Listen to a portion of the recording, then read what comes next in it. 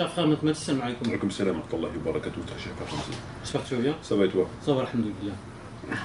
Donc on est ensemble pour faire une vidéo et j'aimerais te poser d'abord la question d'un internaute et ensuite on abordera le sujet de la lapidation si tu veux bien. Très bien. Donc je vais te poser la question de Arnaud Tinson qui t'a dit: tu m'as proposé d'envoyer un mail, et bien voici, et merci pour ta réponse. Je n'ai toujours pas compris pourquoi tu vis chez les koufars alors que tu reproches aux autres d'y vivre, de construire des mosquées et d'y travailler. Donc avant tout, a'udhu billahi minash shaitanir rajim, bismillahir rahmanir rahim, wa salatu wa salam ala sayyidina Muhammadin wa ala alihi wa sahbihi ajma'in, wa salam alaikum wa rahmatullahi wa barakatuh. Salam à nos frères et sœurs qui nous écoutent et le bonsoir aux éventuels non-musulmans qui écouteraient cette vidéo et notamment aux renseignements généraux. Donc si tu peux redire ta question.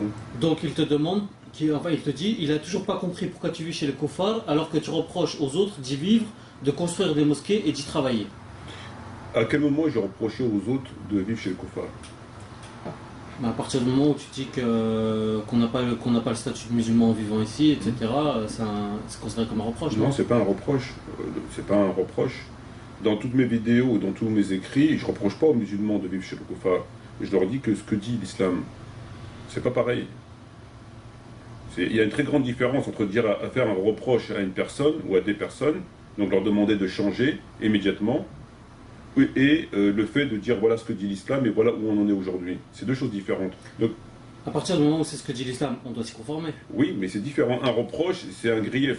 Ça veut dire que tu pointes du doigt une personne et que tu lui fais un reproche par rapport à son comportement et tu lui demandes de se réformer immédiatement ou incessamment sous peu. Et le fait de dire voilà ce que dit l'islam et voilà où on en est aujourd'hui, c'est deux choses différentes. Un, c'est un reproche qui se dirige à l'encontre d'une personne à qui tu demandes de se réformer immédiatement, de changer. Et l'autre, c'est un constat des lieux et dans laquelle tu mets en évidence qu'on est dans une situation qui n'est pas conforme et on doit essayer de revenir au texte. C'est deux choses différentes. Et donc, sur le reproche, j'ai jamais fait de reproche. À travers mes vidéos et mes dits, je fais un constat des lieux. C'est des choses différentes. Et ce constat des lieux, moi-même, je me considère tout à fait comme tous les musulmans, à la seule différence qu'il y a au moins deux catégories de musulmans. Il y a celles et ceux qui considèrent que la France est leur patrie, que rien dans les textes ne contredit, comme Tariq Ramadan le dit, de vivre en France. Donc, et il y a une autre catégorie de musulmans qui estiment qu'ils sont en contradiction avec les textes et qui essayent de se réformer tant bien que mal. Et Dieu seul est en mesure de juger des gens sur leur sincérité. Voilà, donc moi je me considère comme étant, faisant partie des musulmans, je ne suis pas mieux qu'eux et ils ne sont pas mieux que moi. Donc je fais partie de ces gens-là. Donc il est tout à fait normal de dire aux gens, maintenant pourquoi ne pas partir de la France? Il est bien évident que partir de la France pour aller en Algérie ou au Maroc ou en Tunisie, ça serait une grave erreur. Puisqu'à l'heure d'aujourd'hui, les pays du Maghreb ou même d'autres pays, c'est quoi? C'est toujours des colonies de la France. En vérité, c'est des gouvernements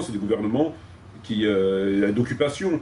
Ce n'est pas des gouvernements musulmans, ça n'a rien à voir. Aujourd'hui, tu as plus de liberté en France pour pratiquer ta religion et de dire un certain nombre de choses que d'aller en Algérie et de dire un certain nombre de choses.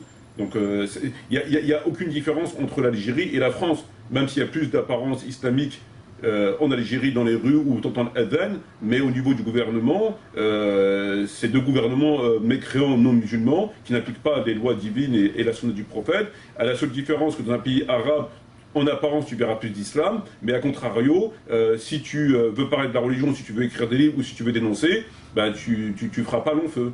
Donc il y a du pour et du contre sur certains points, comme il y a du pour et du contre en France, mais tous les deux sont des pays non musulmans. Donc ça serait ridicule, je pense, ou alors si on veut uniquement s'attacher à la forme. Si on veut uniquement s'attacher à la forme parce qu'on entend la veine et parce qu'on voit plus de barbe ou parce qu'on voit plus de cabis ou parce que je sais pas quoi, bah oui, dans ces cas-là, oui. Mais je pense pas que ce soit une bonne chose. Au contraire, je pense que ce serait même une erreur. D'ailleurs, tu vois bien quand ils sont arrêtés, il y a beaucoup de gens, des activistes qui ont été arrêtés, incarcérés en France. Dès qu'ils ont fini leur peine, on veut les expulser vers l'Algérie, vers le Maroc, la Tunisie. Qu'est-ce qu'ils font ces gens-là? C'est des gens qui sont musulmans, c'est des gens qui ont des activités, même si ça n'a pas toujours été des activités terroristes. Ils refusent systématiquement d'être extradés vers ces pays. Pourquoi? Pour la simple bonne raison qu'ils savent ce qui les attend. Donc il n'y a pas de pays musulman, il n'y a pas de... Et ça, et dire ce qu'il y a dans les textes, il faut le dire.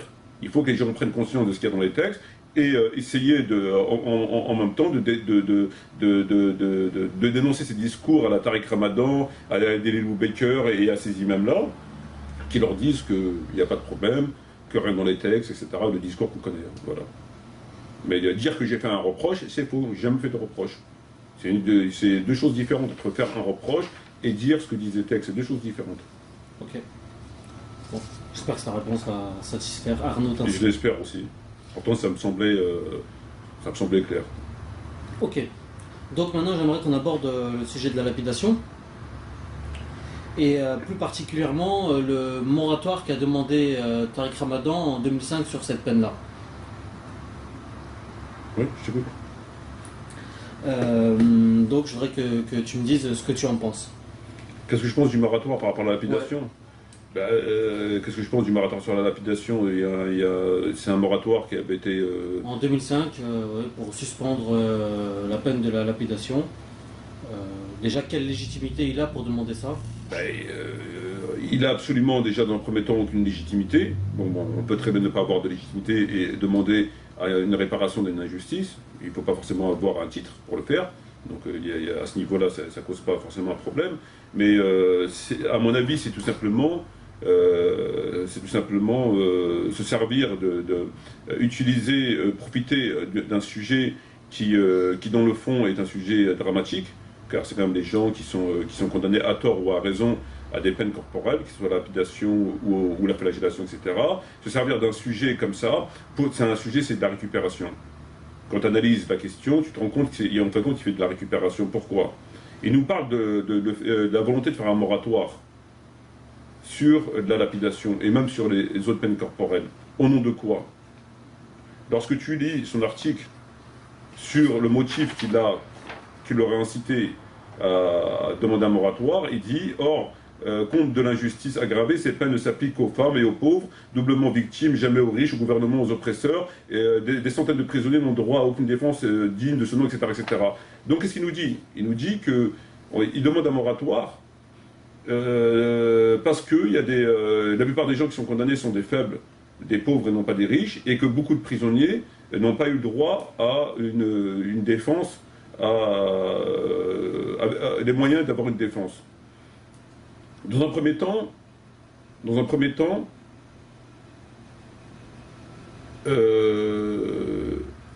comment il peut se permettre de savoir les gens qui ont une défense, une bonne défense, une mauvaise défense, et qui ont été défendus, et comment est-ce qu'il a accès au dossier? Quel pays applique les peines corporelles? L'Arabie Saoudite, l'Iran et d'autres pays, un ou deux pays en Afrique. Et il a été voir dans les tribunaux pour voir si les gens sont vraiment coupables, pas coupables, s'ils ont été défendus efficacement, ou si c'est des riches ou des pauvres. Il a accès au dossier. Jusqu'à preuve du contraire, il n'a pas accès au dossier pour savoir qui a été condamné justement et qui ne l'a pas été. La question du riche ou du pauvre, elle a toujours existé dans toutes les sociétés. En France, elle existe. En France, il n'y a pas les peines corporelles. Mais aujourd'hui, un riche s'en sortira mieux qu'un pauvre, etc., etc. Dans tous les pays du monde, malheureusement, c'est une réalité. Mais lui, est-ce qu'il a eu... Pour venir critiquer de fait ces gouvernements-là, que ce soit le gouvernement iranien, ou le gouvernement saoudien, ou le gouvernement nigérian, ou yéménite, etc., en leur disant que c'est les pauvres qui sont punis et non pas les riches, et les prisonniers ne sont pas défendus, à quel titre, au nom de quelle science, au nom de quel pouvoir il peut se permettre de dire ça? Est-ce qu'il a des informations par rapport à ça? Est-ce qu'il a des chiffres? Il ne les a pas. Donc déjà, c'est quelque chose qui est complètement qui est infondé, qui est irrecevable, déjà pour commencer. Deuxièmement, c'est qu'apparemment, il semble se soucier des peines corporelles, des injustices au niveau de la peine corporelle. Mais des peines corporelles, pourquoi il ne se soucie pas de ce qui se passe aux États-Unis où il y a je ne sais pas, si tu regardes les chiffres, en Chine, en 2005, il y a eu 10 000 personnes qui ont été condamnées à mort. En 2006, 8 000. En 2007, entre 5 000 et 6 000. En 2008, entre 5 000. Aux États-Unis, en 2010, il y en a eu 40. En 2009, 52, etc.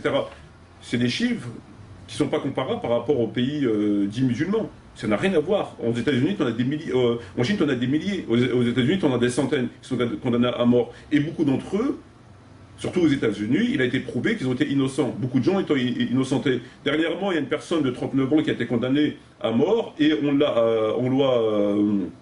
on l'a piqué, avec un produit qui d'habitude était utilisé pour euthanasier les animaux. C'est du pentobarbital. Donc on l'a piqué avec ce produit qui est habituellement utilisé pour tuer les animaux, pour euthanasier les animaux. Donc apparemment ça l'émeut pas plus que ça. Ça ne cause pas de problème tout ça. Qu'il y ait des innocents qui sont condamnés aux États-Unis et beaucoup plus en Chine, etc., ça ne cause pas de problème. Pourquoi? Parce que c'est des non-musulmans. Mais une personne qui est victime d'une injustice, c'est une injustice. Qu'elle soit musulmane ou non musulmane, tu es victime d'une injustice. Est-ce qu'il dit que ces gens-là sont condamnés parce que c'est des pauvres, parce qu'ils ne sont pas été défendus, etc. Il ne le dit pas ça. Ça ne le dérange pas. Pourquoi il ne se soucie pas du problème de faire un moratoire sur les massacres en Palestine, en Afghanistan, en Tchétchénie, etc. Ça ne lui cause pas de problème tout ça. Donc lui, ce qui lui cause un problème, c'est 2, 3, 4 ou 5 personnes qui sont condamnées en Iran, ils ont condamné en 4 ans, si les chiffres sont beaux, ils ont condamné 4 personnes en 4 ans. C'est pas comparable avec 10 000 personnes en Chine. Donc déjà, le fait qu'ils se permettent de venir critiquer une justice d'un pays alors qu'il n'a même pas les chiffres pour savoir qui est victime, qui ne l'est pas, qui a été défendu correctement, qui ne l'a pas été, déjà, c'est à quel titre? Il est procureur international, il travaille, je veux dire, à quel titre? Il a des chiffres à donner? Mais dans un premier temps, déjà, il parle sans connaissance des dossiers. Dans un premier temps. Dans un deuxième temps, si tu t'émeus d'une lapidation une fois par an ou une fois tous les 10 ans de telle ou telle peine corporelle, ben dans ces cas-là, il faut être un peu plus cohérent dans ta démarche et montrer du doigt les États-Unis et montrer du doigt la Chine et lancer un moratoire. Non pas que sur les peines corporelles dans les pays arabes, etc., mais sur tous ces pays-là. Or, ils n'en parlent pas. Ils n'en parlent pas. Et sur le problème palestinien ou sur le problème en Tchétchénie, les gens qui ont été torturés, violés, il n'a pas une volonté de faire une action dans ce sens-là. Donc moi, quand tu es face à ces incohérences, tu te rends compte d'une chose, c'est que c'est une démarche qui est tout à fait médiatique. Parce qu'il sait très bien que la lapidation est un sujet qui est récurrent, qui revient souvent dans les médias. Bon, ben, il l'a récupéré pour pouvoir justement... voilà, mais ça n'a absolument aucun sens. D'accord. Alors, tu dis qu'il a fait de la récupération, mais dans un de tes livres où tu parlais de Tariq Ramadan justement, qui accusait Khomeini d'avoir fait de la récupération, tu disais il ne peut pas savoir ce qu'il y a dans le cœur. Est-ce que toi tu peux savoir ce qu'il y a dans son cœur? Mais là, tu n'as pas besoin de savoir ce qu'il y a dans son cœur. Pourquoi? Avec l'imam Khomeini, sur la fatwa qu'il a prononcée à l'égard de Salman Rushdie pour le livre des versets sataniques, il y a 2 points où il a tort à 100%, où il ment. Le premier point, déjà, c'est lorsqu'il a dit que la fatwa était faite pour faire de la récupération. Là, il n'y a aucun élément extérieur qui lui permettait de pouvoir se prononcer en ce sens. Aucun élément extérieur. Premier point. Deuxième des points, c'est que la fatwa elle était conforme. En tout cas, elle était conforme au texte.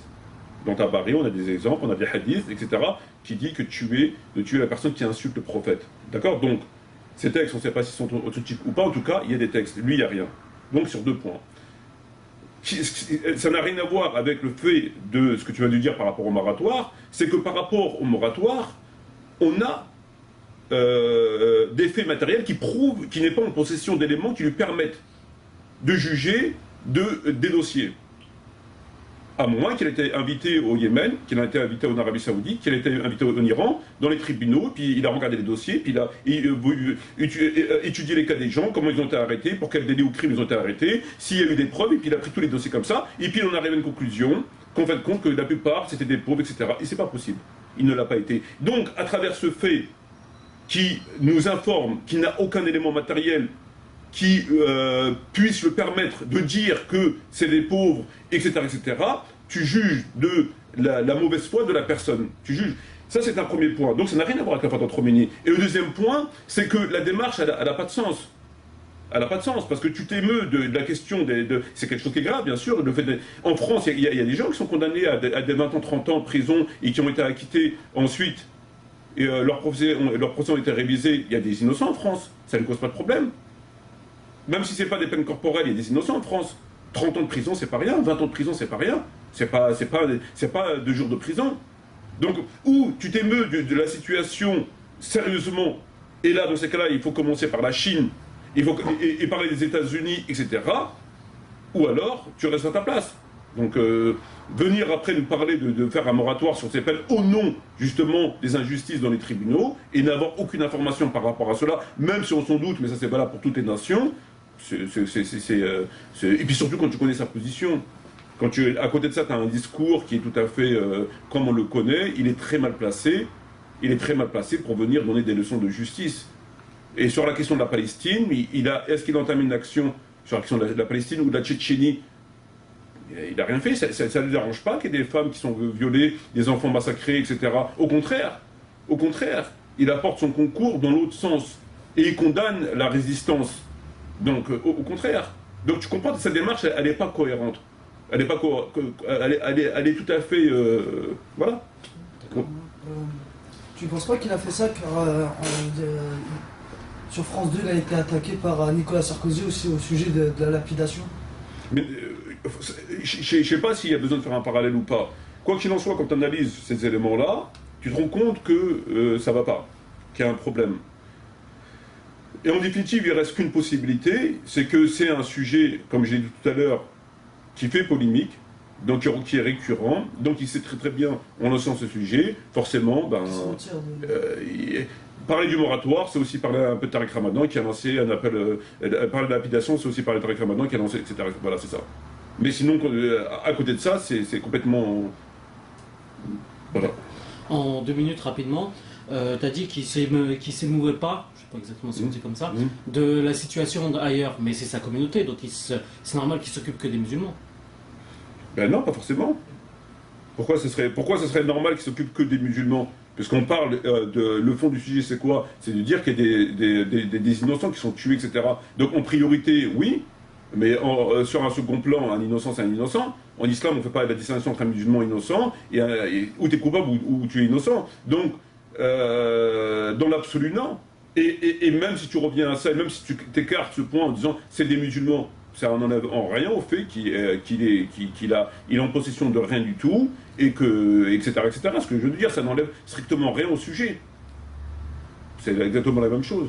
Et il est extrêmement mal placé pour parler d'injustice. Et quand tu es musulman, tu as un minimum de sincérité, tu as une démarche un peu plus cohérente, et tu commences par le début. Tu commences par le fait bon, voilà, on ne va pas refaire le sujet, tu commences par le début, mais tu ne prends pas un sujet de la lapidation, et puis...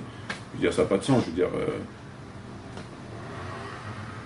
Ok, ben, il nous reste combien de temps? Il nous reste 1 minute.